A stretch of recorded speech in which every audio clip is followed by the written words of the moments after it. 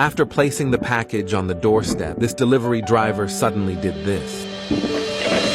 CCTV footage captured a delivery driver parking his car and then bringing a package to the homeowner's doorstep. He went to the back of the house and carefully placed the package on the doorstep. He didn't expect that the homeowner would leave him such a message.